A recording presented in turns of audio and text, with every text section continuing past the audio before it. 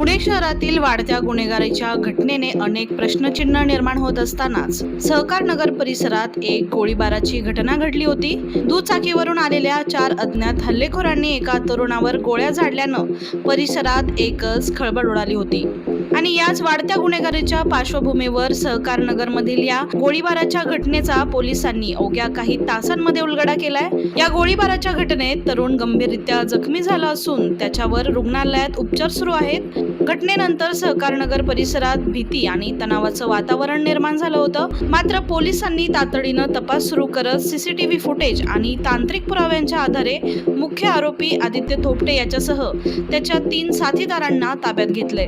प्राथमिक तपासात जखमी तरुण आणि आरोपींमध्ये जुना वाद असल्याचं समोर आलं असून आणि त्याच पूर्व वैमनस्यातून हा गोळीबार झाल्याचा पोलिसांचा अंदाज आहे। दरम्यान गोळीबारासाठी वापरण्यात आलेले शस्त्र आरोपींकडे कसे आले, या कटात आणखी कोणाचा सहभाग आहे का आणि वादाचं नेमकं कारण काय याचा सखोल तपास पोलिसांकडून सुरू आहे। मात्र पुण्यातील या धक्कादायक घटनेनं पुन्हा एकदा शहरातील कायदा आणि सुव्यवस्थेचा प्रश्न ऐरणीवर आलाय। 10 वाजता या चौकामध्ये, चितळे चौकामध्ये एक फायरिंगची घटना घडलेली आहे। योगेश बणेकर नावाच्या व्यक्तीवरती फायरिंग झालेलं आहे। तो एका जिमचा मालक आहे असं समजतंय। नेहमीचा त्याचा येण्याजाण्याचा हा रूट आहे।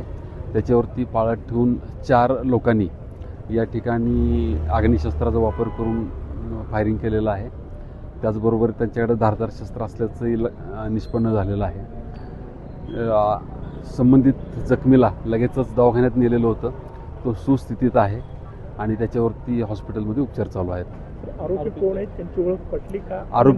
आरोपींची ओळख पटलेली आहे। आज सध्या जे 4 आरोपी होते ते आम्ही विदिन 1 तासामध्येच ताब्यात घेतलेले आहेत आणि त्यांची आता आम्ही चौकशी करणार आहोत। किती राऊंड फायर झाले? या ठिकाणी 3 राऊंड फायर झालेले आहेत एकूण। तब्येत कशी आहे त्याची? तब्येत आहे, उपचार चालू आहेत।